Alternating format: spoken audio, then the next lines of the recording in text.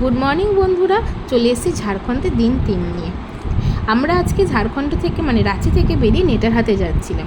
নেটারহাট এমন একটা জায়গা যেখানে শুধু জঙ্গলই রয়েছে, বড় বড় পাইন গাছ, দেবদারু গাছ এইগুলো। এবং এত জঙ্গল থাকার কারণে নেটারহাটের টেম্পারেচার আমাদের ঝাড়খণ্ডের রাঁচি এবং আমাদের কলকাতার টেম্পারেচারের থেকে অনেকটাই আলাদা ছিল।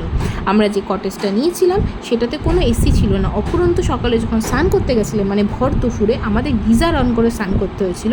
জলটা এতটাই ঠান্ডা ছিল কারণ এখান থেকে ঝর্নার জল আসছিল। তো কেউ যদি মনে করো 2-3 দিন বা 1-2 দিনের জন্য যাবে, তারা প্লিজ এই নেটারহাটে গিয়ে ঘুরে আসতে পারো। এবং নেটারহাটে আমরা যে রিসোর্টটায় ছিলাম, সেই রিসোর্টের ভিডিওটা আমি আলাদা করে তোমাদের সাথে শেয়ার করব। তোমরা দেখবে ওয়েদারটা এবং চারপাশের পরিবেশটা অসাধারণ সুন্দর। শান্তিভাবে যদি তুমি একটু সময় কাটাতে চাও তোমার উইকেন্ড, তাহলে তুমি এখানে যেতে পারো।